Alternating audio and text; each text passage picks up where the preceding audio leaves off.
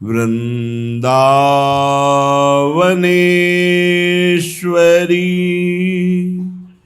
तवैव पदारविन्दम्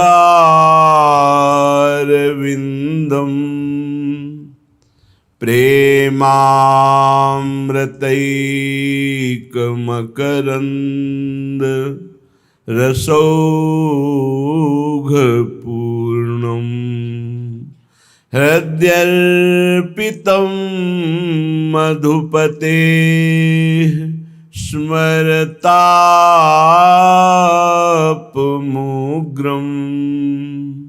निर्वापयत् परम शीतलमाश्रयामि परम शीतलमाश्रयामि।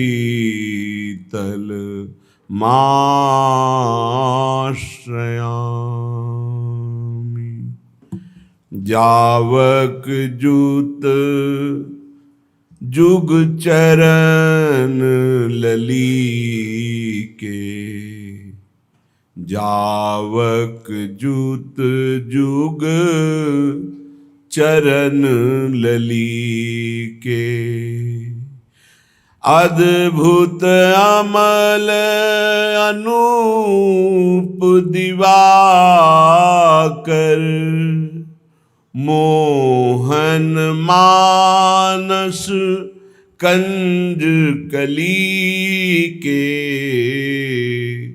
जावक जूत जुग चरण ललीके जावक जूत जुग चरण ललीके मंजुल मृदुल मनोहर सुख निधि सुभग श्रृंगार निकुंज गली के सुर तरुकाम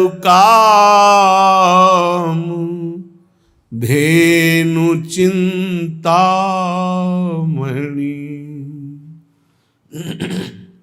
सुर तरुकाम धेनु चिंतामणि भगवत रसिक अनन्य अली के जावक जूत जुग चरण लली के जावक जूत जुग चरण लली के। श्री लाडली जी के गोरे चरणारविंद में जो महावर की रचना की हुई है, बड़े अद्भुत चरणारविंद है। इन चरणों का चिंतन मात्र परम निर्मल अंतःकरण को कर देता, परम निर्मल अंतःकरण, अद्भुत अमल। बस इनका चिंतन होना कठिन है। लालजू के चरणारविंद तक पहुंच तो वेद भी नेति नेति कहते, फिर प्रियाजू के चरणों तक पहुंचना ये तो केवल वृंदावन की कृपा, रसिकों की कृपा, रजरानी की कृपा, लताओं की कृपा, इन्हीं सब की कृपा से गोरे चरणारविंद का हृदय में ध्यान चिंतन हो सकता है। अद्भुत अमल निर्विकार निर्मल कर देने वाले जो गोरे चरणारविंद का आश्रय लेता है, गोरे चरणारविंद का चिंतन, थोड़ा सा भी ध्यान अगर झलकने लगा है नेत्रों में, अमल निर्विकार अंतःकरण की स्थिति हो जाएगी। अनुपम है। प्रियाजू के चरणारविंद किसी से उपमा नहीं दिए जा सकते कि प्रियाजू के चरणों का प्रभाव कैसा, बोले अमुक जैसा, ऐसा उदाहरण में कोई नहीं है। देवलोक भूलोक रसातल सुनि कवि कुल मति डरिए, कहीं भी नहीं, न देवलोक न भूलोक न रसातल, त्रिभुवन में कोई ऐसी देवी नहीं जिससे प्रियाजू के गोरे चरणारविंद की उपमा दी जा सके। भगवत रसिक जी कहते हैं अद्भुत है, अमल है, निर्विकार स्थिति प्रदान करने वाले हैं और उपमा रहित है। धन्य है जो महावर रचित गोरे चरणारविंद के आश्रित हैं, जिनके हृदय में श्री राधा चरणारविंद की ठसक जागृत हो गई है। भगवत रसिक जी कहते हैं ये चरणारविंद प्रियतम लालजू अपने हृदय में छुपा के रखते हैं, जिस पर विशेष प्रसन्न होते हैं तो ललीजू के चरणारविंद की प्रीति प्रदान करते हैं। लाल रंगीलो गाइए ताते प्रीति रंगीली पाइए।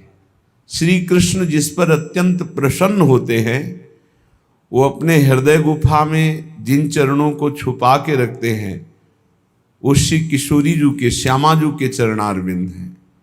श्री श्यामाजू के चरणन की बलिहारी जे हैं बसत किशोर लाल के प्राणन मध्य सदारी। ऐसे परम धन राधा चरणारविंद की प्रीति प्रदान करते हैं श्री कृष्ण चंद्रजू। श्री भगवत रसिक जी कहते हैं इन चरणों को देखकर लालजू का हृदय खिल जाता है।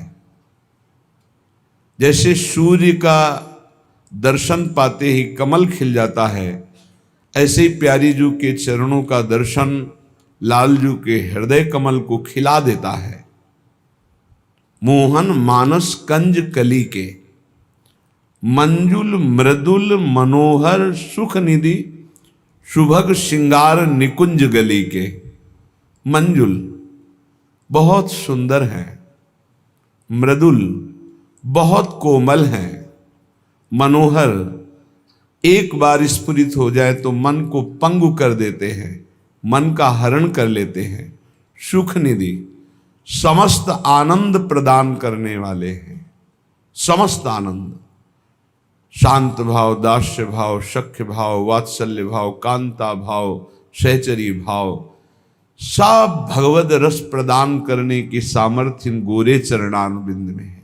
सुख निधि सुभग श्रृंगार निकुंज गली के, ये चरणारविंद का साक्षात्कार वृंदावन की कुंज वीथियों में होता है। यद वृंदावन मात्र गोचरम हो यन्न श्रुति कम सिरो प्यारोढ़ुम क्षमते न यच्छिव शुकादि नाम तु यध्यानगम। ये चरणारविंद यद वृंदावन मात्र गोचरम हो, सर्वत्र गोचर हैं, ये गोचर हैं, देखने में पाए जाते हैं। तो नवनिवृत्त निकुंज शिवधाम वृंदावन, यो वृंदावन शिम्नि कश्चन घनाश्चर्य किशोरी मणिस, जो वृंदावन की सीमा में ही विराजमान रहती है।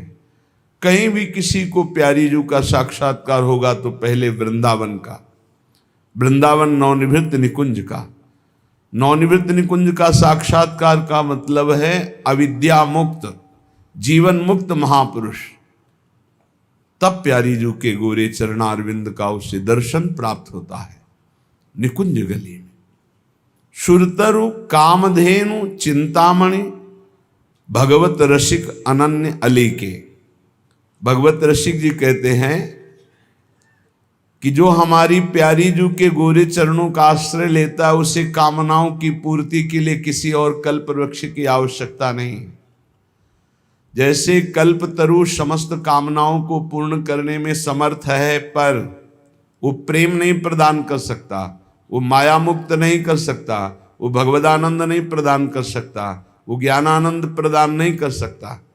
लेकिन प्यारी जू के चरणारविंद सुरतरु ऐसे हैं, जो चाहे वो प्राप्त हो जाए, जो चाहे। कामधेनु, जैसे कामधेनु समस्त कामनाओं को पूर्ण करने वाली है, तो प्यारी जू के चरणारविंद आश्रय लेने मात्र से वो असत कामनाएं नष्ट हो जाती हैं जो आपको भगवत विमुख करेंगी, और वो सद कामनाएं जो आपकी भक्ति को बढ़ाएंगी वही पूर्ण होंगी। और चिंतामणि, चिंतामणि प्रणमताम ब्रज नागरीणाम, जो इन चरणों का आश्रय लेकर जो चिंतन करता है वही प्राप्त हो जाता है। तो शुरतरु कामधेनु चिंतामणि भगवत रसिक अनन्य अली के, हम सखियों के तो सब कुछ ये गोरे चरणारविंद ही हैं। पर ये गोरे चरणारविंद तक पहुंच किसकी होती है? तो बोले बलि जय हो श्री रसिकाचारज, जो सखियां आचार्य रूप में अवतरित हुई हैं, जैसे ललिता सखी का अवतार श्री स्वामी हरिदास जी महाराज, हित सजनी जी का अवतार श्री हरिवंश महाप्रभु, विशाखा सखी का अवतार श्री हरिराम व्यास जी, रंग देवी का आचार्य जो निम्बारकाचार्य भगवान, इनके विविध रूप है। ऐसे ही अगर सहचरी स्वरूप गुरुदेव की रसिक महापुरुष की आश्रय वृत्ति न हो तो गोरे चरणारविंद में प्रीति नहीं हो सकती। इसलिए भगवत रसिक जी कहते हैं बलि जाऊं रसिकाचार्य जी की। ये जो रस प्रदान करने वाले परम रसिक शेखर आचार्य रूप में सखियां प्रकट हुई, बलिहारी है इनके चरणारविंद की कि हमें ऐसे सुरतर कामधेनु चिंतामणि स्वरूप गोरे चरणारविंद का आश्रय दे दिया। श्री प्रियाजू की शरणागति प्राप्त हो गई। नित्य विहार उद्धार कियो जिन, मथि निज हृदय सिंधु बरबारज, बलि जय हो श्री रसिकाचारज, जिन्होंने अपने हृदय का गुप्त प्रेम हृदय रूपी सिंधु को मथ करके नित्य विहार रूपी गुप्त अमृत शरणागत जनों को प्रदान किया। ये साधना से नहीं प्राप्त होता, ये आचार्य चरणों की आसक्ति, गुरु चरणों की आसक्ति से प्राप्त होता है। ये अद्भुत रत्न है, ये किसी साधना से हाथ में पकड़ में नहीं आता। नित्य विहार प्यारे जू का प्रेम रस, भ्रम तम श्रम सब हरे हमारे, कर गही सकल संभारे काज, भगवत रसिक प्रशंसित कीने, श्यामा श्याम सहायक आरज, बलि जय हो श्री रसिकाचारज, बलि जय हो श्री रसिकाचारज। ये सखियां जो रसिक आचार्य रूप में अवतरित हुई, इनकी बलिहारी है। ये अपने हृदय के प्रेमामृत सिंधु का सार नित्य विहार रस अपने शरणागतों के हृदय में स्फुरित करते हैं। ये किसी अन्य साधना से हाथ में आने वाला रतन नहीं है। नित्य विहार ये आचार्य कृपा, गुरु कृपा से प्राप्त होता है। भ्रम, जो माया भ्रमित करके हमें भोगों में फंसाई थी। तम, जो अविद्या मुझे देहाभिमान से युक्त करके स्वरूप का बोध होने ही नहीं दे रही थी। श्रम, जो नाना प्रकार के सुख साधन सामग्री एकत्रित करने में जीवन लगा दिए, ये सब आचार्य की कृपा कटाक्ष से नष्ट हो गए। भ्रम, तम, श्रम सब हरे हमारे। आचार्य में प्रीति बड़े भाग्यशाली की होती है। इष्ट में प्रीति होना तो पाया गया, लेकिन आचार्य गुरु में पूर्ण समर्पण ये तो किसी बिरले में होता है। ऐसी बिरले के अधीन हो जाते हैं प्रियालाल जो आचार्य गुरु के। बड़ी कठिन बात है आचार्य गुरु के अधीन होना। आचार्य गुरु की अधीनता होती है अनन्यता। जैसे सेवक जी महाराज कह रहे, श्री हरिवंश तजों भजों और ही तो मुझ श्री हरिवंश दुहाई। हरिवंश की कसम खा के कहता हूं, मन क्रम वचन त्रिशुद्ध सकल मत हम श्री हित हरिवंश उपासी। मन से, वचन से, कर्म से पूर्ण अपने आचार्य की शरण, इष्ट के आश्रित, इष्ट चिंतन, बस और कुछ नहीं। ये बहुत बड़े सेवक की सर को करें मान सरोवर हम। मन बच गए एक व्रत गायो श्री हरिवंश। वंश बिना हरिनाम हु लियो न जाकी टेक, पावे सोई वस्तु को जाके है व्रत एक। कोई बिरला ऐसा होता है जो आचार्य ठसक में रहता है, जो गुरु चरणारविंद की प्रीति में स्वर्ग नरक अपवर्ग किसी की कोई न आस न कोई त्रास, बस कैसे हमारे गुरुदेव प्रसन्न रहे, कैसे आचार्य देव की कृपा प्राप्त हो। बस आज जो पाखंड और दंभ का बहुत प्रभाव है, हर अंतःकरण में अपना प्रभाव डाल रहा है, उसका कारण है आचार्य गुरु के चरणों की प्रीति ना होना। नहीं, दंभ पाखंड की कहीं कोई गुंजाइश ही नहीं कि प्रवेश कर सके। मन प्राण बुद्धि चित्त सब आचार्य घसीट लेते हैं इष्ट लीला में। आचार्य चरणों में, गुरु चरणों में अनन्यता बड़े पवित्र हृदय वालों की होती है। भ्रम तम श्रम सब हरे हमारे, ये सब नष्ट हो जाएंगे। संसार में भोगों में सुख है माया का भ्रम, देहाभिमान अविद्या का भ्रम, नाना प्रकार की योनियों में नाना प्रकार के कर्म करते हुए नाना प्रकार के भोग भोगते हुए दुख सुख आदि ये श्रम सब आचार्य हरण कर लेते हैं। सच्ची मानिए, बहुत कृपालु आचार्य इष्ट की कृपा का ही रूप है। कृपा रूप जो वप धर्यो, आचार्य चरणों में यदि प्रेम नहीं तो वस्तु हाथ नहीं आएगी, ये तो पक्की बात है। प्रायः आचार्य चरणों में प्रीति नहीं होती। भेष ले लिया, मनमानी आचरण जीवन यापन कर रहे हैं, पर आचार्य निष्ठा बहुत दुर्लभ बात। आचार्य ही गुरुदेव हैं, गुरुदेव ही आचार्य हैं, और गुरुदेव आचार्य की निष्ठा ही इष्ट प्रीति रूप धारण करती है। नहीं तो पूरा जीवन व्यतीत हो जाता है इसी भ्रम में, इसी तम अज्ञान अंधकार में, इसी श्रम नाना प्रकार की भोग वासनाओं में। इनका नाश नहीं हो पाता, इनका नाश होता है आचार्य कृपा से। आचार्य कृपा का स्वरूप है उनकी आज्ञा पे चलना, उनके अनन्य हो जाना, उनके द्वारा जो उपदेश है उसे जीवन में उतार लेना, अन्य बात न स्वीकार करना, अनन्य हो करके रहना। बहुत लाभ है। अभी आप परम पद में हैं, अभी आप जीवन मुक्त हैं यदि आचार्य निष्ठावान हैं। यदि गुरु निष्ठ हैं, आचार्य निष्ठ हैं, तो चिंता मत कीजिए, अभी आप जीवन मुक्त हैं। बस ये भ्रम तम श्रम जहां हमारे हृदय में है वहां कृपा अनुभव में आएगी। केवल आचार्य शरणागति पुष्ट हो जाए, बड़े भाग्यशाली। हम बार बार कहते हैं आचार्य चरणों की शरण में होकर उनके अनन्य होना, ये बड़े भाग्यशाली जनों की बात है। भगवत रसिक प्रशंसित कीने श्यामा श्याम सहायक आरज। हमारे सारे कार्य सफल हो गए, हमारा मानव जन्म लेना सफल हो गया, हमारा वैराग्य लेना सफल हो गया, हमारा साधन मार्ग सफल हो गया। क्यों? साध्य श्यामा श्याम हमारे हो गए। श्यामा श्याम हमारे सहायक हैं। किसके बल से? बोले आचार्य के बल से। सर्वश्रेष्ठ पद हमको प्रदान कर दिया। क्या? सहचरी पद, उपासना का सर्वोपरि सहचरी पद प्रदान कर दिया। इसलिए हम बार बार बलिहारी जाते हैं अपने आचार्य की, जिन्होंने हमारे भ्रम तम श्रम नष्ट कर दिए, सब सफल कर दिया, श्यामा श्याम जैसे सहायक दे दिए और उत्तम पद राधा दासी पद सहचरी पद प्रदान कर दिया।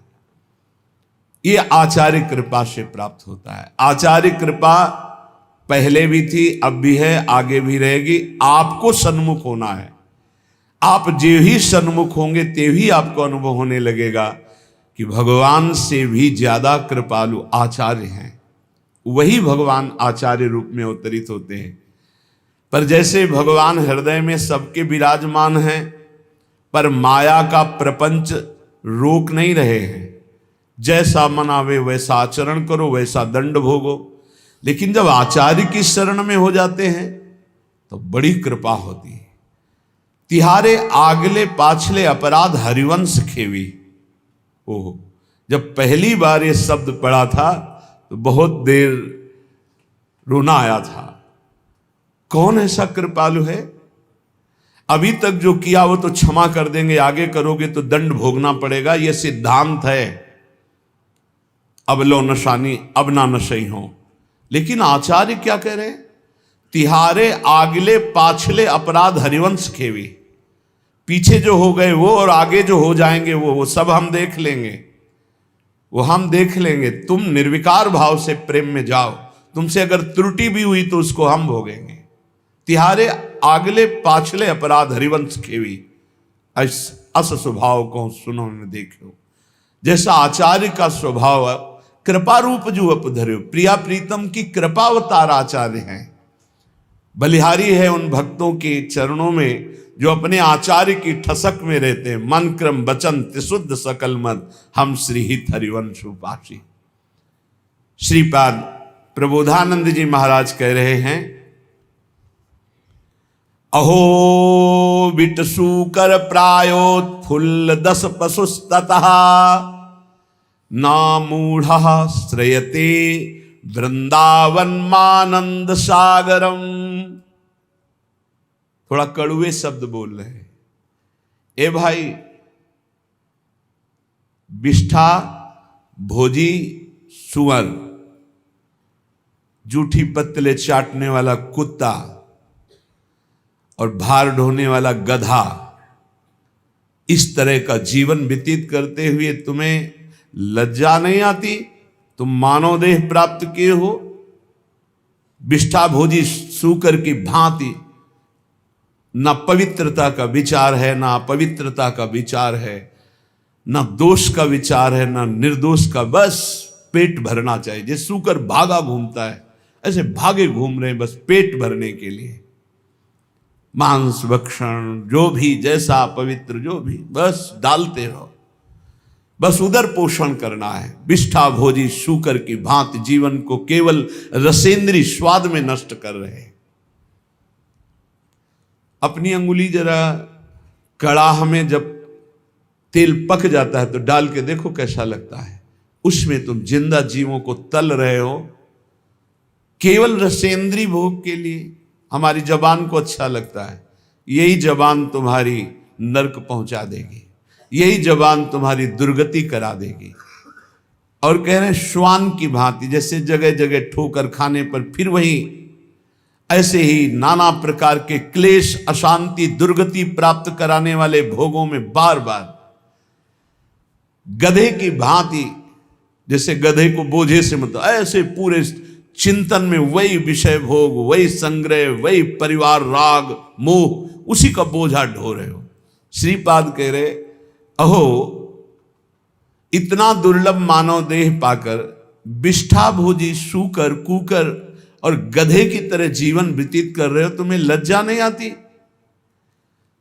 अरे मूर्ख, इधर आनंद नहीं, आनंद सागर तो तेरे हृदय में लहरा रहा है। आओ श्रीधाम वृंदावन का आश्रय लो, कुछ दिन रुको, सत्संग सुनो और उसको मनन करो और आचरण में उतारो, फिर देखो आनंद मिलता है कि नहीं। श्रीपाद कह रहे, सोच्या सोच्याति सोच्यो हम महामूढ़ाति मूढ़धी, हठात सर्वम परित्यज्य यन्न वृंदावनम श्रेय। सोचनी, महासोचनी, महासोचनी, तेरा जो समय व्यर्थ जा रहा है, महासोचनी, बड़ा कीमती समय। सत्संग बैठकर सुनो, चेतना पूर्वक नाम जप करो, बहुत कमाई करके यहां से नाम की चले जाओ, मुक्त हो जाओगे। अनंत जन्मों के पापों का हिसाब जमा है, अनंत जन्मों के। आप सोचते हो कि 2-4 माला जप करके हम पापों को नष्ट कर देंगे। 2-4 माला तो बहुत बात है, हम आखिरी नाम की बात करें। अगर आखिरी समय राधा निकल गया तो भगवत प्राप्ति पक्की हो जाती है। इसलिए निरंतर हम नाम जप करें। कौन श्वास आखिरी हो जाएगी? आपका शरीर स्वस्थ है तो आप मौज मस्ती काट रहे हो, लेकिन होश में रिपोर्ट आने वाली है। कर्म कोई ना कोई रूप रख करके आने वाला है। बहुत सावधानी की जरूरत है। सबको समझाते हैं अध्यात्म से बुद्धि को पवित्र कर लो, नहीं सर्वनाश कर देगी। बिना भगवान की तब लगी कुशल न जीव कहूं सपने हो मन विश्राम, जब लगी भजतन राम को शोक धाम तज काम। जब तक वो भगवान का भजन नहीं करता तब तक कभी शांति नहीं मिलती।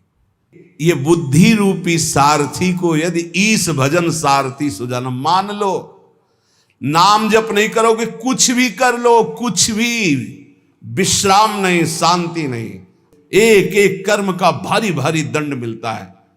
प्रार्थना है श्रीपाद करे, सोच्यो सोच्यात सोच्यो हम, ये है सोचनी सोचनी महासोचनी। एक बार भी भगवान का नाम नहीं लिया और सब जीवन को नष्ट कर दिया। अय मूर्ख, महापुरुषों के वचन चुभते हैं। अय मूर्ख, अय महामूर्ख, अब भी तू सावधान हो जा। जिसके कानों में शब्द पड़ रहे हो अब भी सावधान हो जा। छोड़ दे ये दशा, छोड़ दे दूसरे जीवों की हत्या करके मांस खाना, छोड़ दे पराई माता बहनों के प्रति पाप दृष्टि रखना, नहीं यही तेरा सर्वनाश कर देगी। बार बार प्रार्थना करते, बोले मदिरा पीने में किसी की हिंसा तो होती नहीं, हत्या, अरे बुद्धि भ्रष्ट होती है। क्या क्या अपराध कर सकता है मदिरा पीने वाला, उसको होश नहीं रहता। जो बुद्धि भ्रष्ट हो गई वही तो सब हो रहा है। जो शास्त्र कह रहे हैं एक अक्षर कहीं झूठे नहीं है, प्यारे भजन नहीं करते इसलिए तुम्हें शास्त्र की बात समझ में नहीं आती। एक एक शब्द शास्त्र के सच्चिदानंद भगवान के भाव में डूबे हुए महापुरुषों ने लिखा है, जो परम अनुभवगम सत्य है। कल एक उपासक अपनी मना स्थिति का वर्णन कर रहे थे कि मैं भगवत साक्षात्कार कर चुका हूं आनंद में, अब हमारी ऐसी ऐसी थोड़ी परेशानियां हैं और ये कैसा था। फिर उनसे कहा कि भाई फिर धोखे में मत रहो। एक बार भगवदानंद की अनुभूति होने के बाद नहीं स्वात्मारामम विषय मृग तृष्णाम भ्रमयति, आत्माराम पुरुष, भगवदानंद को प्राप्त पुरुष, भगवत साक्षात्कार पुरुष के ऊपर कभी किसी भी द्वंद्व का प्रभाव नहीं होता।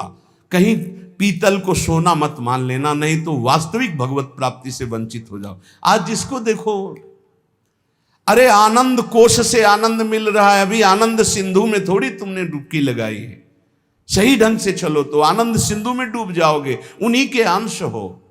श्रीपाद कह रहे हठात सर्वम परित्यज्य यत्र वृंदावनम श्रेय, जहां वृंदावन विराजमान है आओ एक बार सत्संग सुनो, थोड़ा बुद्धि शुद्ध करो। क्या बुद्धि तुम्हारी अपवित्र हो गई कि अपने जनों का ही नाश करते हो, अपना ही नाश करते हो। अरे मूर्ख, इतना अमूल्य जीवन मुक्त होने के लिए मिला, उसे बंधन युक्त कर रहे हो। अहो मौढ़्यम अहो मौढ़्यम अहो दुर्भाग्यमीदृशम महनपि महानंदे यन्न वृंदावने रतः। अहो मूर्खता, महान मूर्खता, महान मूर्खता। जैसे उसमें कहा सोचनी महासोचनी महासोचनी, इसमें कह रहे मूर्खता, महान मूर्खता, महान मूर्खता, जो इस संसार में मानव देह प्राप्त करके महाआनंद स्वरूप प्रभु का नाम जप नहीं किया, प्रभु की आराधना नहीं की, कभी धाम यात्रा नहीं की, कभी सत्संग नहीं सुना, भगवत चरणारविंद में प्रेम नहीं हुआ। महान मूर्खता, महान मूर्खता, महान मूर्खता। सांद्रानंद रसे वृंदावने पिनानुरज्यतः किं वा मम करिष्यन्ति ज्ञान भक्ति विरक्तयः। आनंद घन के मूल श्री वृंदावन धाम में यदि रसिकों का संग करके चित्त प्रेम में अनुरक्त नहीं किया तो तुम्हारा ज्ञान प्राप्त करना, तुम्हारा साधन करना, तुम्हारा वैराग्य धारण करना किस काम में आया। शास्त्रों का ज्ञान प्राप्त कर लेना तो उसका फल है कि अज्ञान से निवृत्त हो जाना। अज्ञान किसे कहते हैं? ब्रह्मा से लेकर के तिनके तक सब माया रचित है। सत्य है तो केवल प्रभु, उनका नाम, उनका रूप, उनकी लीला। ये त्रिगुणात्मिका माया का ऐसा जादू तमाशा है कि जिसमें बड़े बड़े फंस जाते हैं। बातें ज्ञान की करते हैं, स्थिति अज्ञान में होती है। भगवान के नाम में असीम सामर्थ्य है। उस नाम में भी हम ये नहीं कह सकते कि जाओ ये अभी काम हो जाएगा। क्यों? क्योंकि तुम्हारे पहले पापों का नाश करेगा। कितने जन्मों के पाप जमा है तुम्हारे, उन पापों का नाश, फिर भी नहीं काम होगा। पाप प्रवृत्ति का नाश करेगा, फिर तुम्हारे हृदय में परम अर्थ स्वरूप भगवान की प्रीति प्रकट करेगा। आप सब काम हो गए। भगवान की प्रीति उत्पन्न होने से अशुभ वासनाएं नष्ट हो जाती है। भगवत भाव में अद्भुत आनंद, ये है काम होना। सांसारिक कोई कार्य शुभ कर्म के प्रताप से हो भी जाए तो कितनी देर टिकेगा। विनाशकारी ये सब काल नष्ट कर देता है। विनाशकारी काल ये सब नष्ट कर देता है। चाहे जितनी उन्नति हो, सब अवनति में बदल जाती है। ये इतिहास पढ़ के देखो तो तुम्हारे होश उड़ जाएंगे। जिनके ऐसे ऐसे प्रभाव थे उनकी अब कहीं खोज भी नहीं है। जहां ऐसे महल थे, जय जयकार मचते थे, वहां जाले और कबूतर हग रहे हैं। जो बनी भी बनी है, महल बने हुए भी हैं, कुछ नहीं रह गया। काल सबको विनाश कर दिया। कुछ समय के लिए आए हो, एकमात्र भगवान की प्राप्ति, एकमात्र नाम जप कर लो। मन लगे न लगे वो धन तुम्हारे काम आएगा। धिंग धिंग माम पिशद विद्या कुलशील गुणोज्वलम वृंदावन रति प्राणहीनो स्यादि यतः सवः। धिक्कार है, धिक्कार है, धिक्कार है। बहुत प्यार भर के बोल रहे हैं, जैसे सोचनी सोचनी मां सोचनी, मूर्ख मूर्ख महामूर्ख। कह रहे धिक्कार धिक्कार धिक्कार। धिंग धिंग मां मपि सद विद्या कुलशील गुणोज्वलम। धिक्कार है तुम्हारी कुलीनता को, तुम्हारी सुशीलता को, तुम्हारे गुणों को, तुम्हारे रूपवान, तुम्हारे जवान होने को। मानव देह में यदि ये सब प्राप्त है और तुम भजन नहीं करते, तुम सद्भावना वाले नहीं हो, सद्विचार वाले नहीं हो, तुम्हें प्रभु से प्यार नहीं हुआ, तो धिक्कार तुम्हारे इस रूप को, तुम्हारे जीवन को, तुम्हारे कुल को किस काम आएगा। श्रीपाद कह रहे हैं, हा हा वृंदावनम त्यक्त्वा यदन्यत् कर्तुमुत्सहे जानन्नपि विषम भुंजेत् उत्कृत्य परमामृतम। वृंदावन, आपकी कृपा से हमने आपको प्राप्त किया है। अब मैं आपको नहीं छोड़ सकता। मेरा उत्साह कभी नहीं बन सकता कि मैं आपको छोड़कर जाऊं। अरे भला कोई परमानंद को त्याग कर विष पीता है क्या? ये संसार विष है। हे वृंदावन, आप परमानंद स्वरूप हो। जो आपका आश्रय ले लेता है, हरि उसका भार संभाल लेते हैं। धाम की एक बड़ी आंतरिक गुप्त महिमा है। जो ही आप धाम का आश्रय लेंगे तो धाम ही आपको संभाल लेगा। ये धाम चिदानंद कोई जड़ वस्तु नहीं है। और हरि जिसको संभाल ले उसको बिगाड़ कौन सकता है। सीम की चाप सके को तासु, बड़ रखवार रमापति जासु।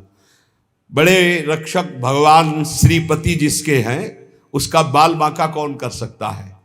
इसलिए उपासक को अन्य आश्रय में चित्त नहीं लगाना चाहिए। भगवत आश्रय, भगवत ऋषिक जी कहते, जाको राखे सांवरो ताहि न नाखे कोय।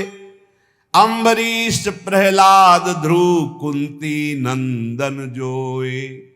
कुंती नंदन जोए विभीषण गजपति ऐसे। दुर्वासा असुरेश सुरुचि दुर्योधन जैसे। दुर्जन रावण ग्राह देख दुख लगे न ताको। भगवत रसिक नरेश बाह गई राखे जाको। भगवत रसिक जी कहते हैं, सर्वलोक चूड़ामणि अनंत ब्रह्मांडों के स्वामी भगवान जिसको अभय, जिसकी बाह पकड़, अभयत भुज दंड मूल पीना अंश सानुकूल, जिसको अभय दे दिया, जिसको शरण में ले लिया, जिसकी बाह पकड़ ली, कौन त्रिभुवन में से उसे भय दे सके। सांवरे सरकार जिसकी रक्षा करे, उसका कोई त्रिभुवन में बिगाड़ नहीं सकता।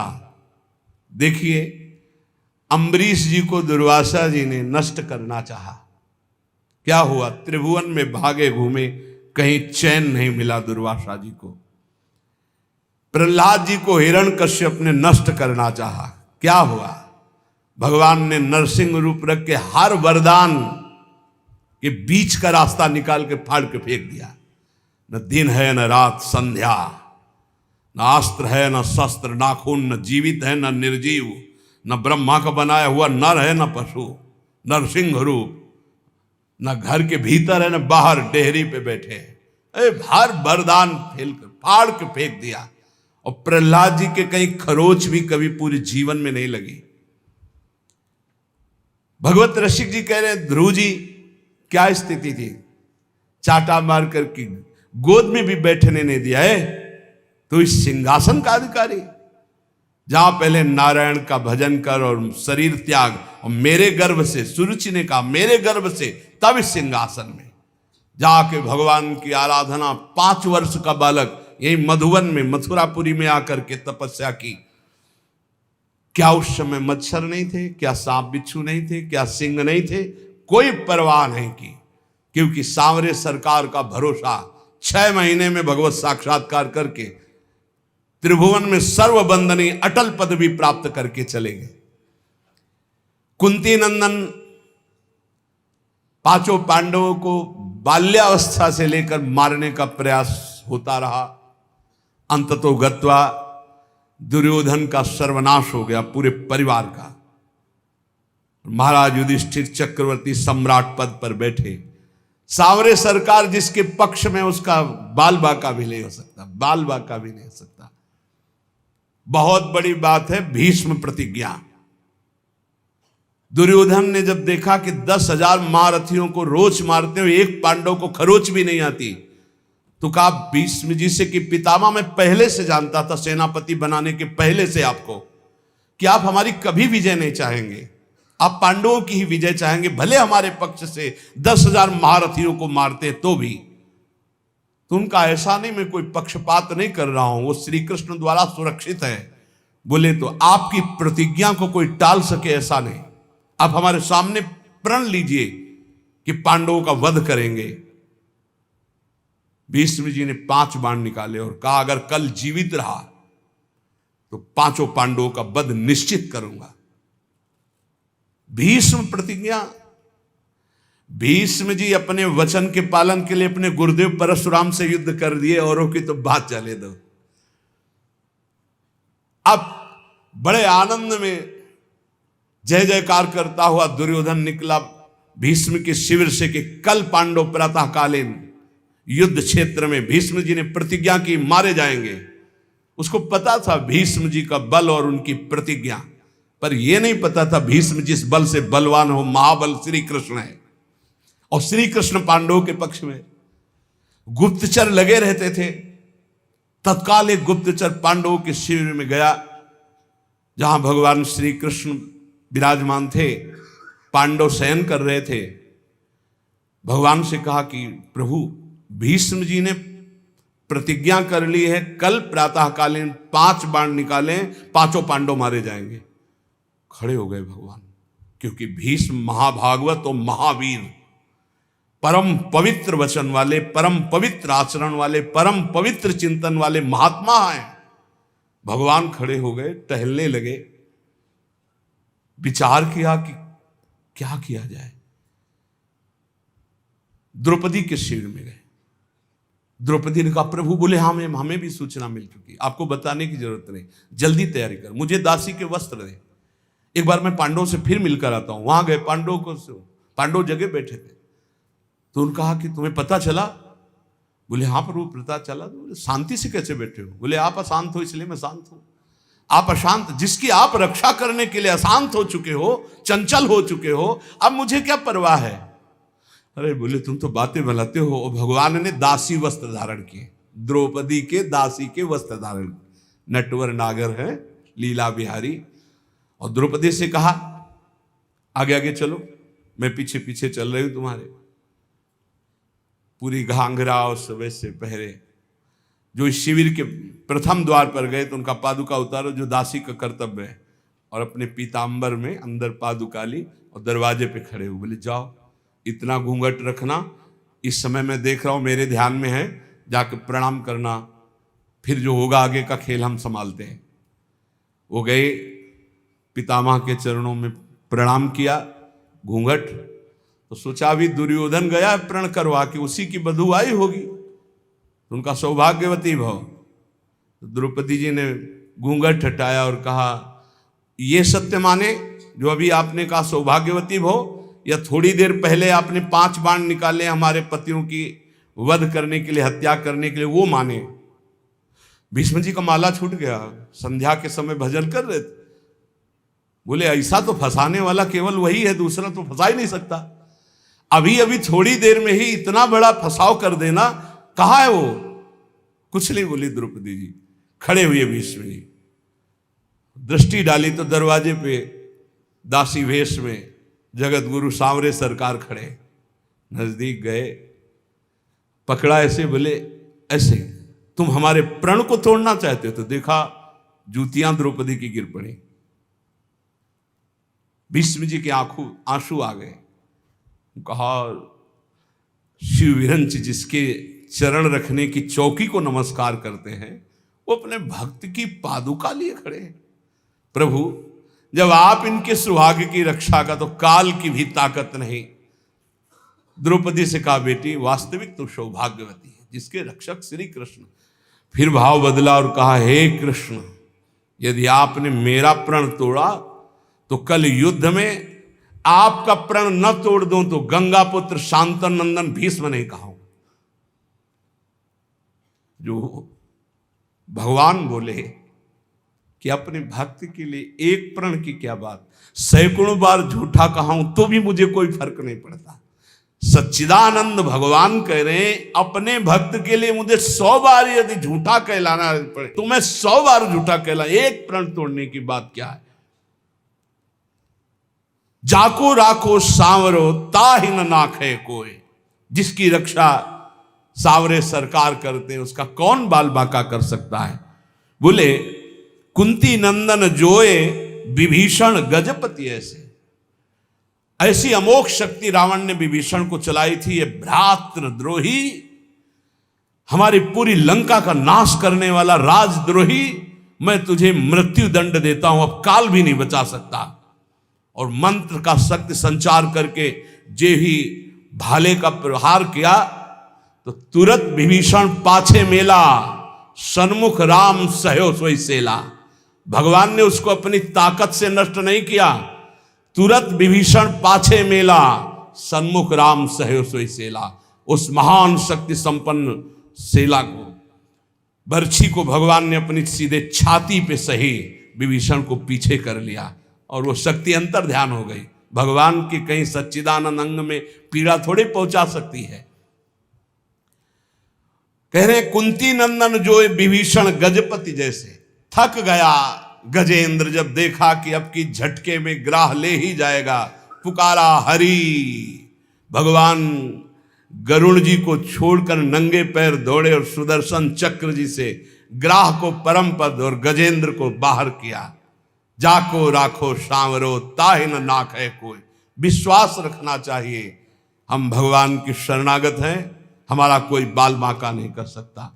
और जाको आदर हरि करे तासु अनादर कौन, जवासु अनादर हरि करे ताको आदर कौन। भगवत रसिक जी कह रहे हैं, जिसका आदर भगवान श्याम सुंदर करें उसका आदर कौन नहीं करेगा त्रिभुवन में, सबको करना होगा। और जिसका अनादर प्रभु कर दे फिर उसका कोई आदर कर सके ऐसा नहीं है।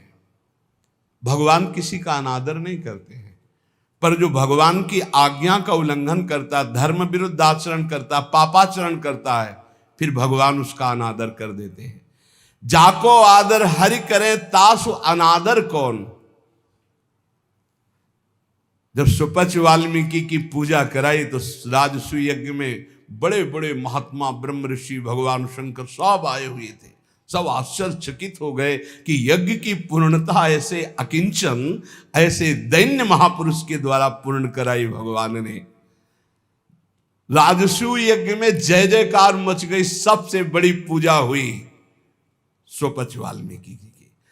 जाको आदर हरि करे तासु अनादर कौन, और जासु अनादर हरि करें ताको आदर कौन। जिसको हरि अनादर कर, तू मेरी आज्ञा का उल्लंघन करके मनमानी पापाचरण कर रहा है। तो कह रहे फिर वो कभी आदर का पात्र नहीं बन सकता जिसका भगवान अनादर। तभी लोग कहते भगवान से डरो। लेकिन आज इतना ज्ञान छाया हुआ है और सर्वनाश का खेल हो रहा है, सर्वनाश का खेल हो रहा है। कैसे कैसे दृश्य उपस्थित हैं। आप लोग तो संसार में सीख लो ना, इस संसार से। ये शिक्षा देता है, ये संसार शिक्षा देता है। नवीन नवीन पशुओं के शरीरों खा रहे तो उनके बच्चे वो गाड़ी से उतर करके जल लाने के लिए गए, शीशा लाख हो गया, पता नहीं कैसे आग लगी, चिल्लाता रहा वो पूरा परिवार गाड़ी में, वो बाहर ऐसे तड़प रहा है पानी लिए, पूरा परिवार जल रहा है। खाओ तुम, दिखा रहे हैं तुम्हारे। ये बहुत सावधान, ये हम ऐसे नहीं चिल्लाते मांस मत खाओ, शराब मत पियो, पराई माता बहनों की तरफ पाप दृष्टि मत करो, किसी का धन अपहरण मत करो, ऐसे नहीं कह रहे। बहुत शास्त्र सम्मत बात कह रहे हैं, बहुत मंगल की बात कह रहे हैं। मान लो, अभी जबान को रोक लो, अभी गंदी बातें रोक लो। भगवान के नाम में बड़ी सामर्थ्य है, आपको बल मिलेगी। ताको आदर कौन इंद्र अद्यापि जो देखो, गोवर्धन गिरिराज भयो सब पूज्य विषेखो। देखो भगवान ने जब इंद्र को ऐसे करके गिरिराज जी का आज तक गिरिराज जी की जय जयकार हो रही। क्या बिगाड़ लिया इंद्र ने ब्रजवासियों का। भगवत रसिक अनन्य पान गहिलीनो ताको। बस ये कुछ ऐसे शब्द हैं जो हृदय में एकदम, भगवत रसिक अनन्य पान गहलीनो ताको। भगवान ने जिसका हाथ पकड़ लिया, सुरजन सब अनुकूल करे दुर्जन कहा जाको। समस्त दैवी शक्तियां उसके अनुकूल हो जाती। ये दुर्जन लोग, दुष्ट लोग कुछ उसका बिगाड़ नहीं सकते, जिसको भगवान सांवले सरकार अपने पक्ष में कर ले। इसलिए उपासक को धाम की कृपा से, रसिकों के संग से जो आराध्य देव की प्रियता प्राप्त होती है, निर्भय हो जाए। किम करोम्यहम मुन्मत्तो यत् किंचित प्रलपाम्लयल ज्ञान भक्ति विरक्त्यादि व्यर्थम वृंदावनम बिना। क्या करूं, ये लोग पागल हो रहे, समझ ही नहीं पा रहे हैं। कैसे बस रुपया आवे, रुपया से भोग सामग्री, बस कैसे रुपया आवे, कैसे भोग लूं। बहुत सावधान, बहुत सावधान। पागल होने के लिए नहीं आ पाए, आप विवेकवान बनने के लिए आए।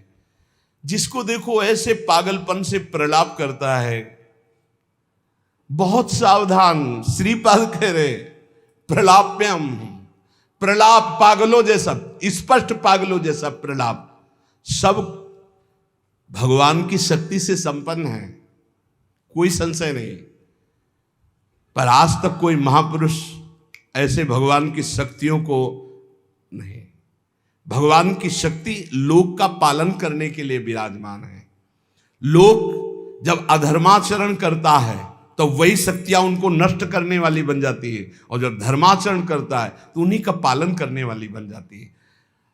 वशिष्ठ जी त्रिकालज्ञ महापुरुष है। वशिष्ठ जी नई सृष्टि रचने वाले सामर्थ्यशाली महात्मा है। वशिष्ठ जी भगवान राम को ब्रह्म उपदेश करने की सामर्थ्य रखने वाले महात्मा है। योग वासिष्ठ पढ़ के देखना। जब भरत जी विकल होकर कहते हैं कि महाराज आपके होते हुए अयोध्या उजड़ गई, सिया राम जी का वनवास हो गया, महाराज जी का प्राणांत हो गया, दशरथ जी का, माताएं हमारी सौभाग्य भाव से उजड़ गई आपके होते हुए। तब कहा सुनो भरत, ऐसे तो नहीं किया। सुनो भरत, भावी प्रबल बिलख कहो मुनिनाथ, हानि लाभ जीवन मरण जस अपजस विधिहान। ये विधान रचा गया कर्मों का। अरे तुम माला 2 माला 10 माला जपते होगे, जो रात दिन भजन में लगे रहते हैं उनके बड़े बड़े रोग होते हैं, कैंसर, ये वो। तो शरीर का प्रारब्ध भोगना होता है, ऐसे कोई मिटा नहीं। हमने देखा है, एक महापुरुष अगर किसी के कैंसर को मिटाए तो अपने पैर में कैंसर लिया और पैर कटवा दिया। यही संतों की महिमा होती है। पर हित लाग तजय जो देही, संतत संत प्रशंसय तेहि। हमने देखा है, ये हम कोई कही सुनी बातें नहीं कहते। जब तक हमारा भागवतिक दिमाग पास नहीं कर देता तब तक हम किसी का चमत्कार नहीं मान। बहुत बार उन्होंने प्रार्थना की, गरीब आदमी है, ऐसा ऐसा। सुबह हमने सुनाया है, कुल्ला कर रहे थे ऐसे, चल रोज परेशान करता है, खत्म कैंसर। लेकिन उसी कैंसर को जादू से खत्म नहीं किया, अपने टांग पे लिया, अपने चरण पे लिया, और फिर यहां से पूरा पैर कटवाया और व्हील चेयर पर चलते रहे, फिर शरीर को पूरा किया। ये महात्माओं का हृदय, परहित लाग तजे जो देही संतत संत प्रशंसयते, ऐसा वाला नहीं। अपने ऊपर ये सिस्टम है शास्त्री। जैसे भाई जी ने पूज्य राधा बाबा का प्रारब्ध लिया, ऐसे हैं कि अपने करुणा में भरकर दूसरों का प्रारब्ध भोग ले लिया और भोग रहे, मिटा नहीं रहे। उनका मिटा दिया पर स्वयं भोग रहे। कहीं ऐसा नहीं पाया गया है कि कोई अपने तप से दूसरों के ऐसे सब प्रारब्ध का, ऐसा नहीं है। गंगा जी भी दूसरे के पापों का नाश करते हैं, तो पहले ही भागीरथी से, गंगा जी जो भगीरथ से प्रश्न किया कि मैं जब भूतल पर जाऊंगी तो पापी लोग मेरे ऊपर पाप छोड़ेंगे, तो मेरे पाप कैसे नष्ट होंगे? तब उन्होंने कहा जो साधु शांत समचित्त भगवत चिंतन परायण, वो जब आपका स्पर्श करेंगे तो आप निष्पाप हो जाएंगे। सर्व जगह बात आती भगवत चिंतन, नाम जब, भगवत आराधना। भाई ये जीवन भगवान के लिए है, इसलिए ये चिंता मत करो अब मुझे क्या करना चाहिए आनंद के लेने के लिए। आनंद लेने के लिए सांसारिक कर्तव्य धर्म पूर्वक करो और नाम जप करो। ये पागलों वाली बातें छोड़ो। ना तुम किसी और कार्य से अपने प्रारब्ध मिटा सकते हो और ना कोई मिटा सकता है। प्रारब्ध एक बहुत बड़ा दैवी बल है, जो तुम्हारे पूर्व किए हुए कर्म है उनको भोगना पड़ेगा। और जब प्रारब्ध मिटाने वाला भजन होता है तो इतना ज्ञान हो जाता है कि प्रारब्ध मिटाने की इच्छा नहीं रहती। और जब तक उस कोट का भजन नहीं होता तब तक प्रारब्ध मिटता नहीं। ये भी बात ध्यान रखो। इसलिए प्रारब्ध को भोग लो, नाम जप करते हैं। पागलों वाले नहीं कि दौड़े घूम रहे हैं हमारा कोई प्रारब्ध मिटा। शरीर में रोग आया है, अस्पताल बने जाओ, कुछ रुपया खर्चा करो, कुछ कष्ट सहो, दवा खाओ, प्रारब्ध प्राश्चित में बदल जाएगा, प्राश्चित हो जाएगा, वो नष्ट होगा धीरे धीरे। या शरीर लेने आया है तो राधा राधा राधा, हजारों शरीर छोड़े, कोई नई बात है क्या कि शरीर छोड़ेंगे? राधा राधा राधा राधा, प्रभु को प्राप्त हो गए। पूज्य संत महापुरुषों के वचन, भगवान परमहंस श्री सुखदेव जी कहते हैं, संसार में जिन्हें तुम अपना घनिष्ठ समझ रहे हो, देहापत्य कलत्रादि स्वात्म सैन्येषु सत्स्वपि तेषां प्रमत्तो निधनम पश्यन्नपि न पश्यति। तस्मात् भारत सर्वात्मा भगवान हरिरीश्वरः श्रोतव्यः कीर्तितव्यश्च स्मर्तव्यश्चेच्छता भयम्।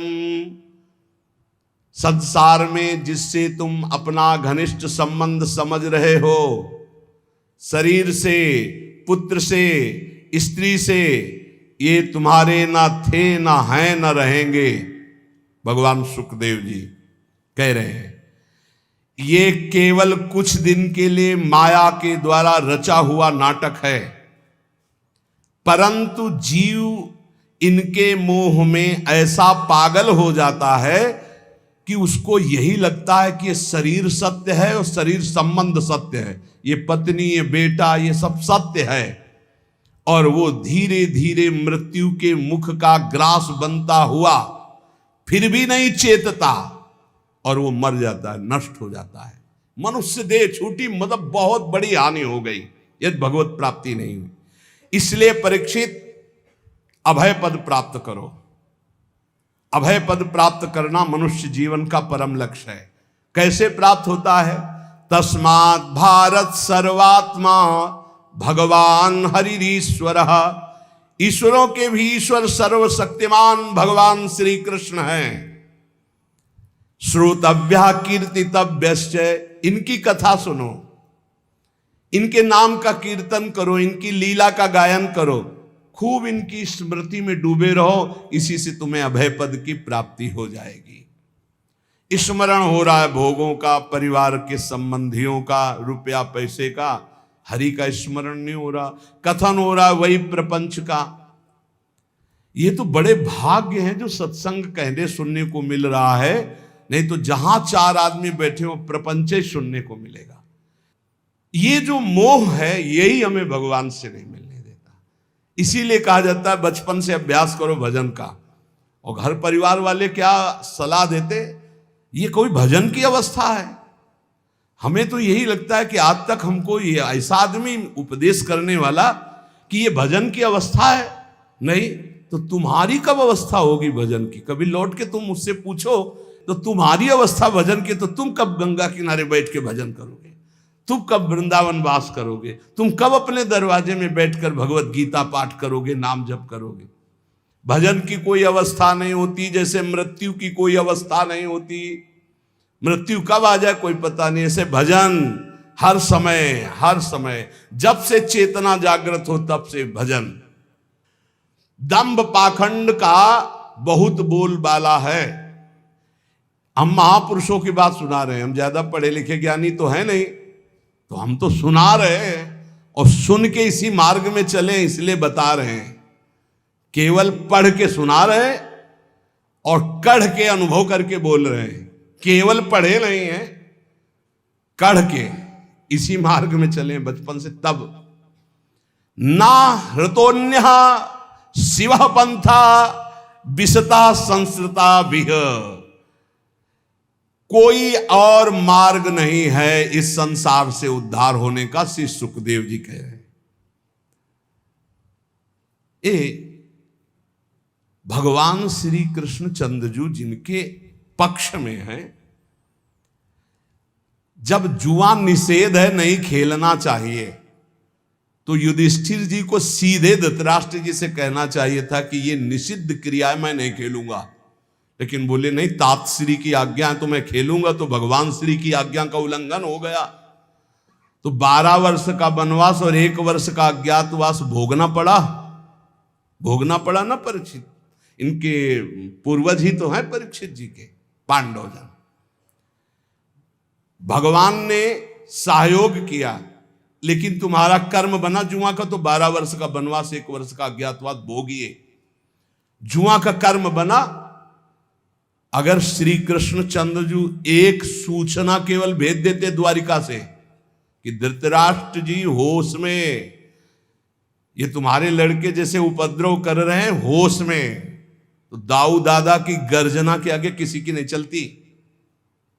लेकिन आप बैठ करके जुआ खेल रहे हो, बार बार हार रहे हो, फिर द्रौपदी आपको सब वापस करवा दी, फिर आप आकर के खेल रहे हो।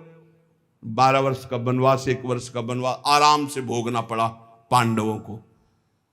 भगवान जिसको निषिद्ध करते हैं उसको रोकना चाहिए, नहीं खेलेंगे। एक बार हो गया, चलो गलती हो गई, इतना बड़ा तांडव मच गया कि द्रौपदी को निर्वस्त्र करने की बात आ गई। भगवान की आज्ञा और भगवान की शरण के सिवा श्री सुखदेव जी कह रहे ना हृतोन्य शिवा पंथा, शिवा माने कल्याण, तुम्हारे कल्याण का कोई और मार्ग है ही नहीं, एकमात्र भगवान का नाम जब भजन। जहां आपको उपदेश दिया जा रहा हो भगवान का आश्रय लो, भगवान का नाम जप करो, उसी से मंगल होगा, वो सत्य बात है। इसके सिवा कोई कहता हो हम तुम्हारा परम कल्याण कर देंगे, हम तुम्हारा अपने बल से कुछ कर देंगे, तो मुझे लगता है कि इन बड़े महापुरुषों से बढ़कर कोई नहीं है सृष्टि में, कोई नहीं इन बड़े महापुरुषों से बढ़कर। ये क्या कह रहे हैं? बेटा परीक्षित, तुम्हें तक्षक से डर लग रहा है? बोले ना गुरुदेव, अब करोड़ों तक्षक साक्षात मृत्यु का रूप धर के आ जाए तो आपने जो मुझे अमृत पिलाया इसके बल से मुझे कोई भय नहीं। बेटा ब्रह्म स्वरूप परीक्षित, अपने स्वरूप में स्थित रहना, और कह के चल दिए। ये नहीं रोका कि तक्षक को रोक लेते। इतने बड़े बड़े ब्रह्म ऋषि बैठे हुए थे, जब भागवत सुना रहे थे, किसी ने भी तक्षक को रोकने की बात की क्या? क्यों? एक ब्रह्म ऋषि का श्राप है, भगवान का विधान है। तो ये रोग, ये नाना प्रकार के संकट हमारे पूर्व कर्मों के अनुसार आते हैं। एकमात्र भगवान का भजन करके हम इनको सहे, और अगर अपना अगला जन्म ना होने पावे, हो भी तो भगवत भक्त मनुष्य के रूप में हो, नहीं तो भगवान को हम प्राप्त हो जाएं। कोई भी दंभ नाटक काम नहीं करता, ध्यान रखना। इस संसार में कौन काहू के सुख दुख कर दाता, निज कृत कर्म भोग सुन भ्राता। इस दिमाग में बैठा लो सत्संग के द्वारा। नाहृतोन्य शिव पंथा विसता संस्कृतावी वासुदेवे भगवती भक्ति योगो यतो भवेत। इसके लेखक हैं भगवान श्री कृष्ण द्वैपायन व्यास जी, कहने वाले हैं परमहंस श्री सुखदेव जी, और सुनने वाले हैं महान सम्राट गर्भ में भगवत साक्षात्कार किए हुए परीक्षित जी महाराज। कह रहे हैं संसार चक्र में पड़े हुए मनुष्य के लिए एकमात्र साधन है भगवान श्री हरि के चरणों की भक्ति। इसके अतिरिक्त और कोई सिवा पंथा नहीं है। शिवा माने कल्याण, पंथा माने मार्ग, और कोई कल्याण का मार्ग नहीं है। एकमात्र भगवान वही हरि हैं, वही हर हैं। उन्हीं की भक्ति के द्वारा ही हम अपना संसार चक्र से उद्धार कर सकते हैं।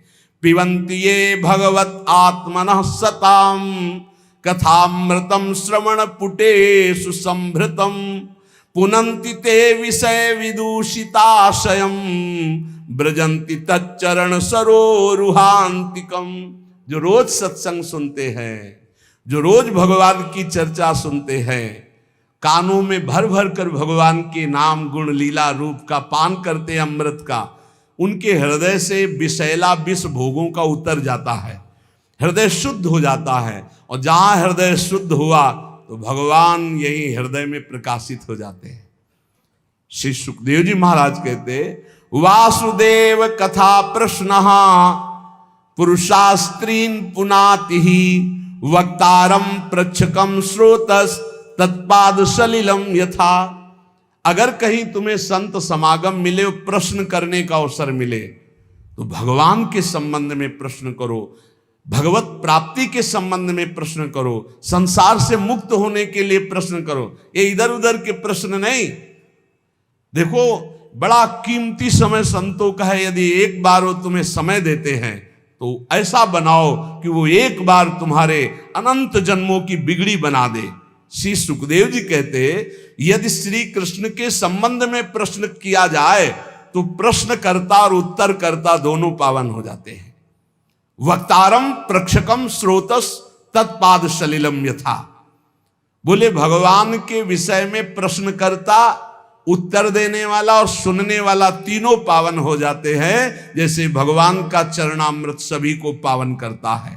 इसलिए यस्तु तम श्लोक गुणानुवाद संगीयते भीक्षण मंगलग्नः तमेव नित्यं शृणुयाद भीक्षणं कृष्णे मलाम भक्तिमभीप्समानः। भगवान श्री कृष्ण का गुणानुवाद समस्त अमंगलों का नाश करने वाला है। ये है सही अमंगलों का नाश करने की बात। अगर आप भगवत चर्चा करते, जैसे एक दिन नरकों का वर्णन किया कि उस ऐसे ऐसे वाले नरक जाते हैं, तो बहुत लोगों ने प्रार्थना की कि उपाय भी तो बताओ कैसे बचे। ये 38 के 38 सब हम में पाए जाते हैं। कोई कह रहा था 10 हैं, कोई कह रहा था 5 हैं। बड़ी घबराहट हो रही क्योंकि आपकी बात पे विश्वास है, इसका मतलब टिकट बन गई नरक की हमारी, जाना पड़ेगा, तो जल्दी उपाय बता दो नरक से कैसे हटे। तो यस उत्तम श्लोक भगवान श्री कृष्ण संगीयते, यदि उनका गान किया जाए, जैसे भागवत ले लो और 10वें स्कंद पढ़ डालो हिंदी से ही, तुम्हें संस्कृत नहीं आता है, 10वें स्कंद के रोज 2 अध्याय पाठ कीजिए। अगर थोड़ा संस्कृत आती, गोपाल शास्त्र नाम का पाठ कर लीजिए और 1 घंटा नाम कीर्तन कीजिए, राधा राधा राधा, लिख लो, नरक नहीं जाओगे।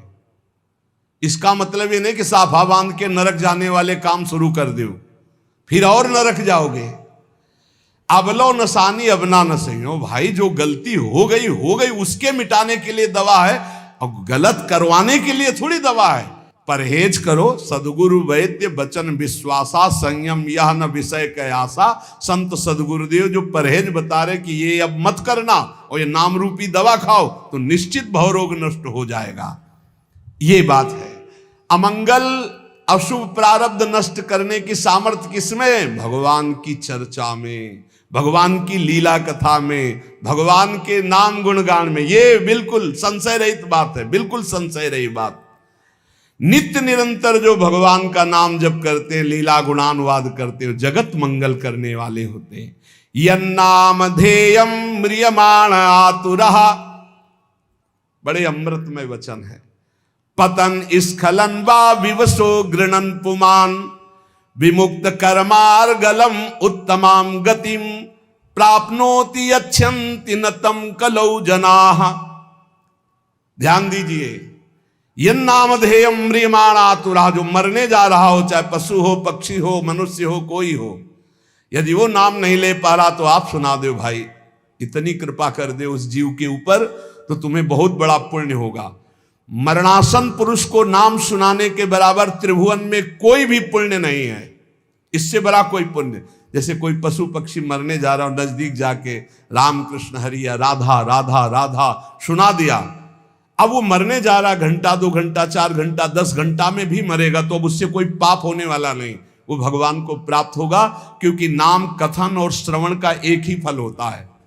तो बोले यन्नामधेयं म्रियमाण आतुरः, यदि मरने का समय हो, व्याकुलता का समय हो, नाम वो नहीं उच्चारण कर पा रहा, तो आप नाम कीर्तन उस समय कर दो तो यमदूत नहीं आएंगे, उसका मंगल हो जाएगा। ये बहुत बड़ा पुण्य करना चाहिए। आसपास कहीं सुनो कि कोई पधार रहा है तो रज ले, चरणामृत ले, जाओ उसके मुंह में डालो, कोई परिचय नहीं, हमें कोई परिचय नहीं, वो भगवान का अंश है, उसे भगवान की प्राप्ति करानी हो, जाके थोड़ी देर बैठ के राधा राधा राधा, घर वालों से कोई मतलब, और बस उठे और चलावे, उसका मंगल हो गया। कोई पशु पक्षी मर रहा हो, अंतिम समय भगवान नाम सुना दे, यन्नामधेयं म्रियमाण, मरने के समय घंटे 2 घंटे 10 घंटे तक जो बेशुद्ध हो रहा है, अब उससे कोई पाप कर्म करने वाला नहीं, वो आखिरी समय ही माना जाएगा और उसको नाम सुना दिया जाए, उसका मंगल हो जाएगा। कोई बड़ी आतुरता में या गिरते समय या फिसलते समय या विवश होकर उच्चारण कर ले राधा राधा हरि हरि, तो कहते सारे कर्म बंधन उसके नष्ट हो जाते हैं। विमुक्त कर्मार्गलम उत्तमाम गतिम, वो उत्तम भगवत गति को प्राप्त हो जाएगा। पर हाय रे कलयुग, कितना चिल्ला चिल्ला के कहा जा रहा है, फिर भी लोगों की नाम में रति नहीं हो रही, नाम आराधना से विमुख हो रहे हैं, भगवत आराधना से विमुख हो रहे हैं। पुंसाम कलिकृतान दोषान द्रव्य देशात्म संभवान, सर्वान हरति चित्तस्थो भगवान पुरुषोत्तमः। कलयुग में बड़े दोष हैं। जब परीक्षित जैसे महाभागवत की बुद्धि खराब कर दी और मरे हुए सर्प को उठा करके ध्यानस्थ ऋषि के गले में डाल दिया, तो सोचो और किसकी बुद्धि बख्शेगा। यदि नाम चल रहा, नाम पहारू दिवस निशी, रात दिन नाम का पहरा है, तो कलयुग के अभद्र प्रवेश नहीं करेंगे। ये वाणी जी हमारी कह रही। बोले जिते विनायक शुभ अशुभ विघ्न करे नहीं कोई, विघ्न करे नहीं कोई, डरे कलिकाल कष्ट भय, डरे कलिकाल कष्ट भय, हरे सकल संताप हरसि हरिनाम जपत जय। यदि नाम चल रहा तो कलयुग का कोई प्रभाव नहीं होगा। कलयुग के बहुत दोष हैं, ये हर वस्तु को दूषित कर रहा है, हर विचार को दूषित कर रहा है। सब दोषों का मूल अंतःकरण का अपवित्र हो जाना है। परंतु सर्वान हरति चित्तस्थो भगवान पुरुषोत्तमः, जब कोई नाम जप करने लगता है तो भगवान हृदय में बैठकर कलयुग के सारे दोषों का नाश कर देते हैं। इसलिए श्रुतः संकीर्तितो ध्यातः पूजितश्चात् दृढ़तोऽपि वा, नृणाम धुनोति भगवान हृतस्थो जन्मायुता अशुभम। जो भगवान के गुणों का, भगवान की रूप की महिमा का, लीला का, नाम का, धाम का कीर्तन करता है, गायन करता है, श्रवण करता है, भगवान की सेवा करता है, भगवान उसके हृदय में विराजमान होकर प्रकट, और 1-2 जन्म के पापों की बात क्या, हजारों जन्मों के पापों के ढेर भस्म कर देते हैं। यथा हेम निस्थितो वह्निर दुर्वर्णम हंति धातुजम, एवमात्मगतो विष्णु योगिनाम अशुभाशयम। जैसे सोने को अग्नि में डाल दो तो उसका मल नष्ट हो जाता, चमकने लगता है, ऐसे ही भगवान साधकों के हृदय में जब सुमिरन किया जाता है निरंतर, तो भगवान हृदय में प्रकाशित होकर अविद्या को भस्म कर देते हैं, अशुभों को भस्म कर देते, दिव्य ज्ञान प्रकाशित हो जाता है। नाम जप, लीला कथन, लीला श्रवण, ये बहुत जोर की बात है। विद्या तपः प्राण निरोध मैत्री तीर्थाभिषेक व्रत दान जप्यै नात्यंत शुद्धिम लभतेन्तरात्मा यथा हृदिस्ते भगवन्त्यनन्ते। विद्या, तपस्या, प्राणायाम, समस्त प्राणियों के प्रति मित्र भाव, तीर्थ स्नान, व्रत दान और भी साधन, ये अंतःकरण को पवित्र करने वाले हैं, पर वैसी शुद्धि नहीं होती जैसी भगवान के स्मरण से होती है। इसीलिए कहते हैं नाम जप करो, क्योंकि नाम जप स्मरण से भगवान हृदय में प्रकाशित होते हैं। तो जहां भगवान हृदय में प्रकाशित होती, जैसे सूर्योदय होने पर अंधकार खत्म, ऐसे भगवान के प्रकाशित होने पर अज्ञान नष्ट हो जाता है। मृत्यु नजदीक है। म्रियमाणैरविध्येयो भगवान परमेश्वरः आत्मभावम नयत्यंगो सर्वात्मा सर्व संश्रयः। मृत्यु के निकट पहुंच रहे हैं हम सब, क्रम से क्रम आता चला जा रहा है समय।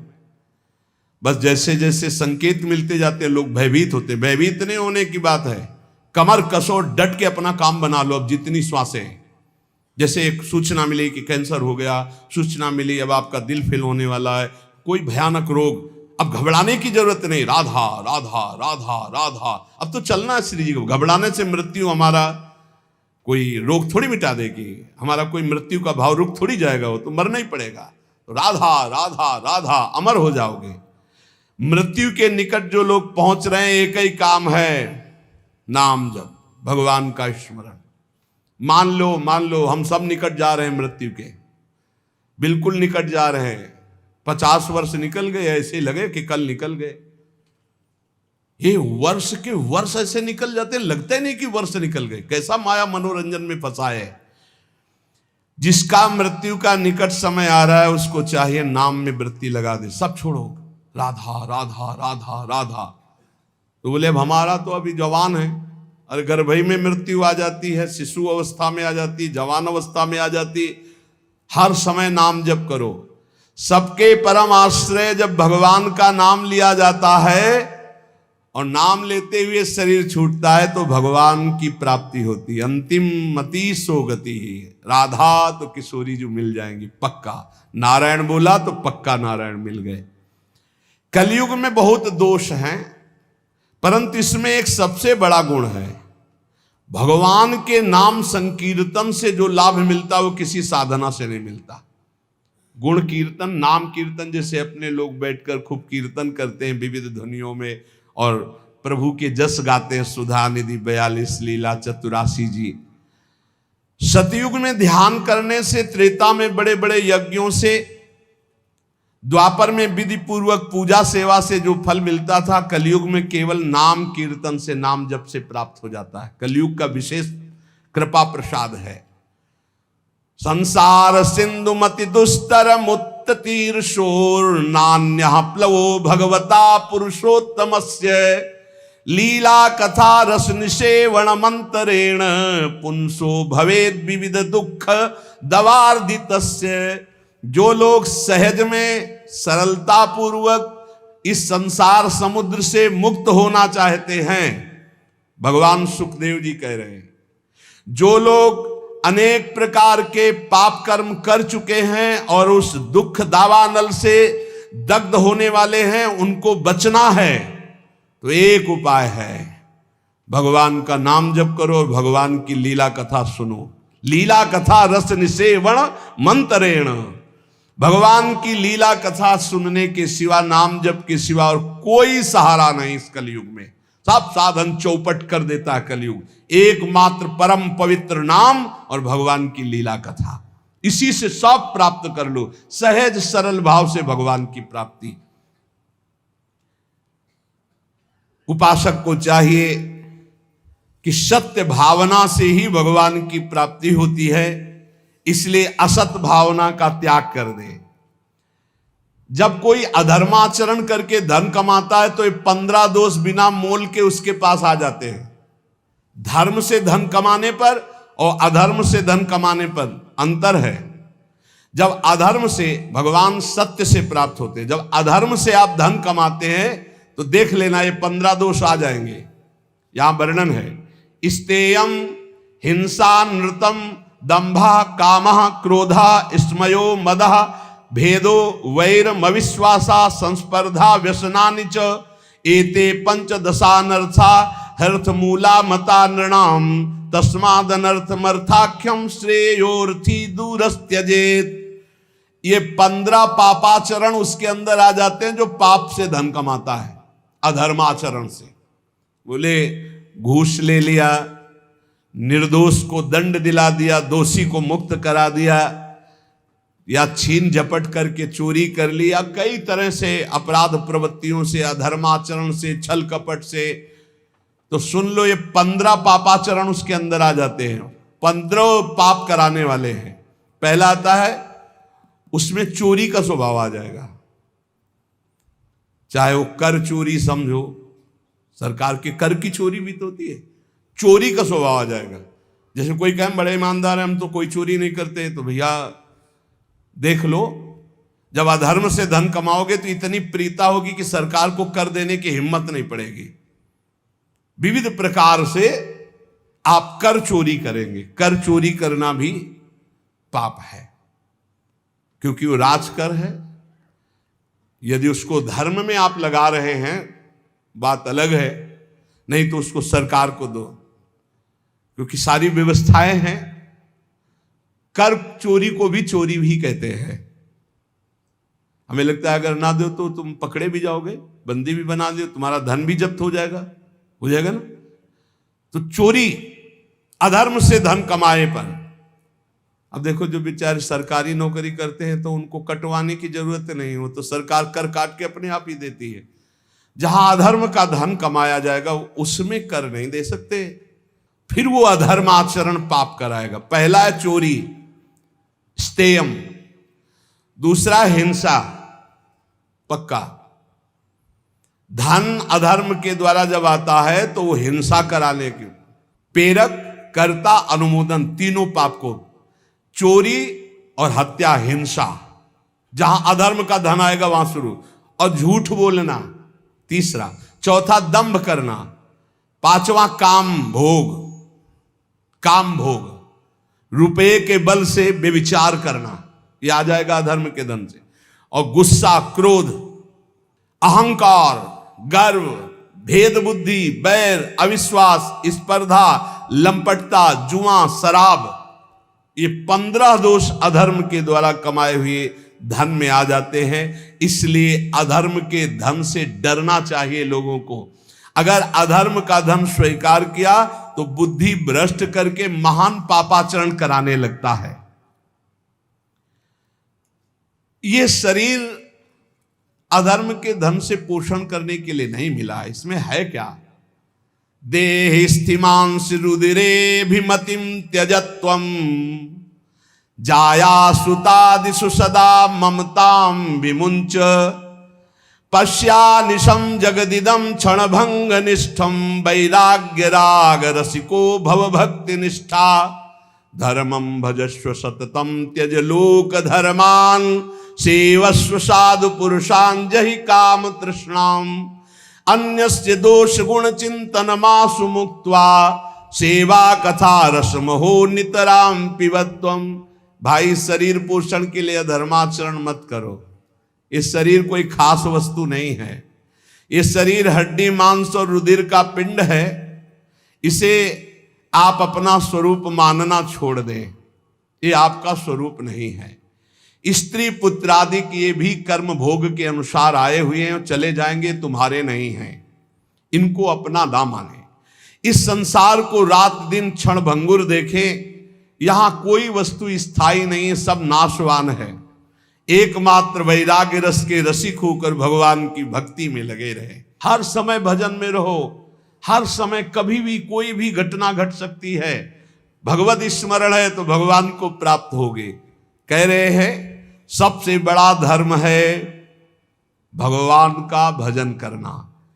धर्मम भजस्व सततम त्यज लोक धर्मान। इन लोक धर्मों का त्याग करो। भागवत धर्म में आओ, भागवत धर्म से प्रेम धर्म की यात्रा करो। निरंतर भजन करना ही सबसे बड़ा धर्म है। और ये भजन साधुजनों के संग से होता है, उनकी सेवा से होता है। तो साधुजनों की सेवा करो, संतों का संग करो, तो भगवत भजन होगा। भोगों की लालसा फटकने मत दो, नहीं तो संतों का संग छूट जाएगा। पापाचरण करने वाला फिर संत संग में अरुचि हो जाती है। एक बहुत भगवत सेवा किए तो उसका फल हुआ कि उनको साधु संग मिला। जब साधु संग मिला तो एकदम टूट पड़े साधु संग में, साधु सेवा में। फिर एक दिन कहा हमारा तो सब कुछ छूट गया, हम क्लब जाते थे, हम ये करते थे, वो करते थे। वो हमारे दोस्त कहते हैं कि इतना नहीं होना चाहिए, नहीं तो फिर गड़बड़ हो जाता है। अब दोस्तों के संग का रंग चढ़ा कि जहां 63 पे आ गए थे वहां 36 पे पहुंच गए। 36 में समझते हैं उल्टा, 63 में सन्मुख, 3 सन्मुख, और 36 में पीठ, उल्टा हो गए, बिल्कुल उल्टा हो गए। अच्छा, उल्टा जब बुद्धि हो जाती है उनको समझाओ, तब उनको दोस्तों की बात पुष्ट लगेगी कि देखा ना वो कह रहे थे, देखो फंसा रहे थे ना। अब हम थोड़ा हटने की कोशिश की ना तो देखो मीठे मीठे वचन बोलने लगे। माया ऐसे फंसाती है कि आप समझा भी नहीं सकते। समझाने की सोचो तो दिमाग में तत्काल भागवतिक प्रेरणा आ जाती है कि समझेगा कि स्वार्थवश बोल रहा है, क्योंकि उसकी बुद्धि भ्रष्ट है। आरत अधिकारी जब पावे गूढ़ो तत्व न साधु, आप समझा भी नहीं सकते। साधुजनों की सेवा से ही परम भागवत धर्म भजन होता है। साधुजनों की आज्ञा में रहने से ही भजन होता है। पर जहि काम तृष्णाम, ये काम भोग और भोगे हुए भोग को पुनः भोगने की इच्छा ये संत संग से दूर कर देती। इसे लिख लो, जय काम तृष्णाम। अगर कामना और तृष्णा का त्याग कर साधु संग नहीं करोगे तो साधु संग टिकेगा नहीं। थोड़े दिन के बाद रंग दूसरा बदल जाएगा, क्योंकि कुसंग में बहुत संग गया है आपका और सत्संग में तो थोड़ा ही गया है। बहुत चमत्कार है कुसंग का, सत्संग से भी ज्यादा। इसलिए कि कुसंग से बहुत जन्म हो गए संग करते हुए, और सत्संग तो अभी कुछ क्षण हुआ। जहां कुसंग मिला तो लगता है कि हाँ, एक बार हमारे सामने कह दिया कि शराब नहीं पिएंगे, अगर शराब पी लिए तो दोबारा हमारे सामने खड़े होने लायक नहीं रहोगे। तुम्हारा मन तुमको इतने दूर हटा देगा कि तुम सामने नहीं आओगे, और आओगे भी तो ऐसे ही होगा, ऐसे नहीं हो सकते। तुम्हारा हृदय नहीं कहेगा कि मैं आंख मिलाऊं, तुम्हारा हृदय नहीं कहेगा कि मैं सेवा करूं, तुम्हारा हृदय नहीं कहेगा कि मैं सम्मिलित हो जाऊं आपकी सभा में।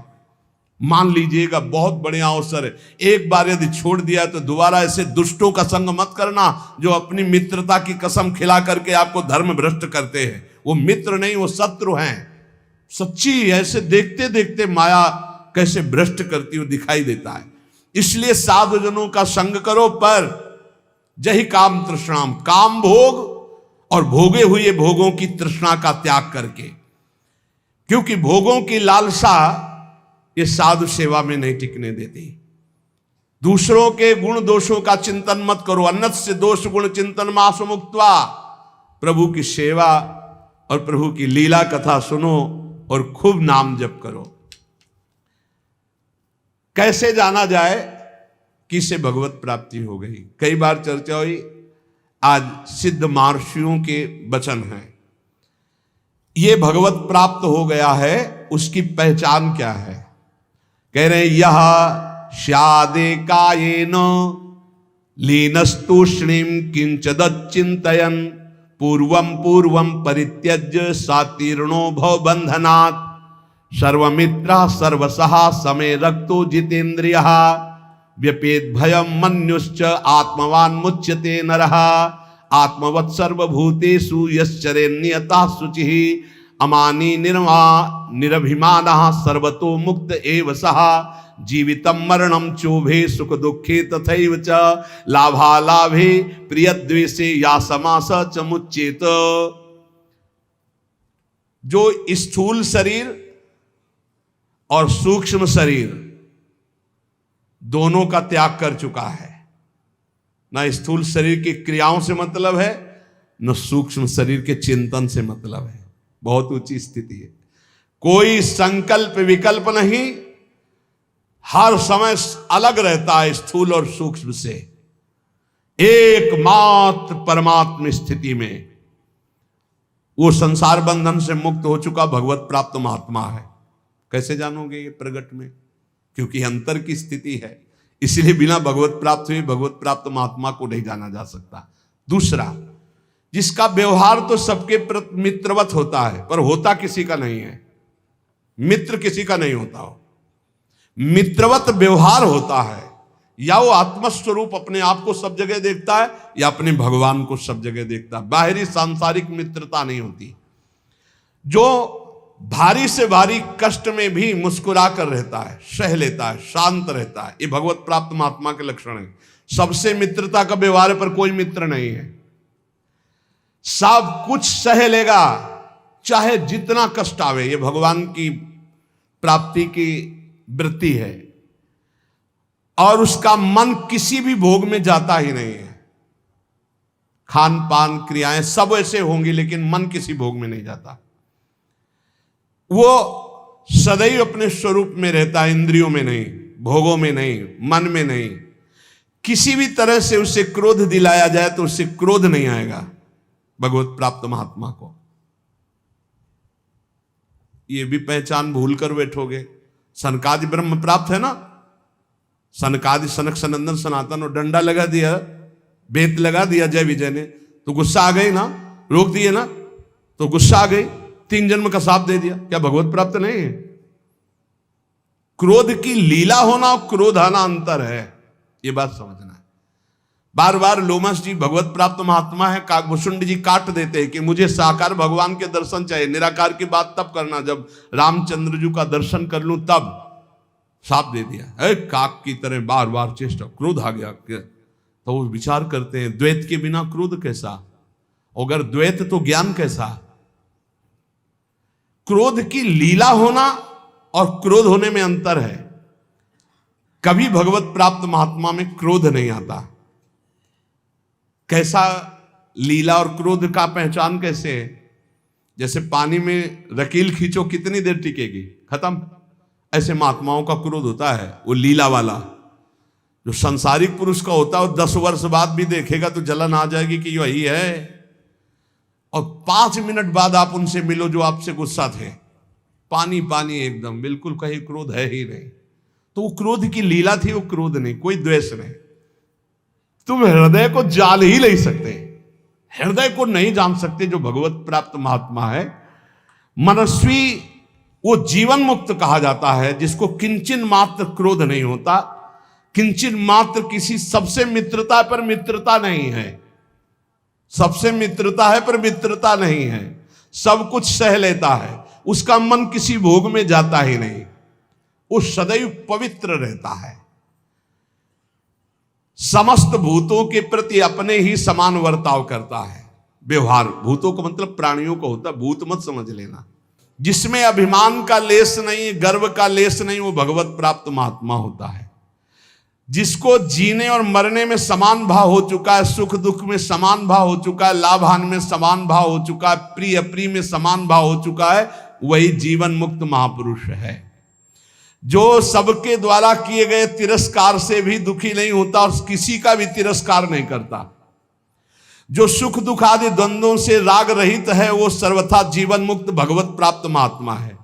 जिसका इस संसार में एक भी शत्रु नहीं है, एक भी मित्र नहीं है, ना धर्म ना अर्थ ना काम, किसी से संबंध नहीं, वो जीवन मुक्त महापुरुष है। जो ना किसी नवीन भोग की आकांक्षा करता है, ना प्राप्त परिस्थिति से घृणा करता है, वो जीवन मुक्त महापुरुष होता है। जैसी परिस्थिति राजी है, जो धर्म और अधर्म दोनों से परे है, जो पूर्व संचित पापों के परिणाम स्वरूप शरीर का त्याग कर दिया है, शरीर रहते हुए भी।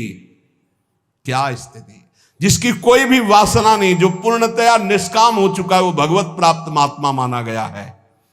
जिसके हृदय में कभी किसी के प्रति दोष दृष्टि नहीं होती, जो अनित्य जन्म मृत्यु को देखता रहता है, जन्म भी अनित्य है, मृत्यु भी अनित्य है, और जरा आदि दोष भी अनित्य है, वो भगवत प्राप्त महात्मा है। इसलिए भगवत प्राप्ति के लिए जोर कसो, खूब नाम जप करो, भगवत चरित्र सुनो और डर हटा दो।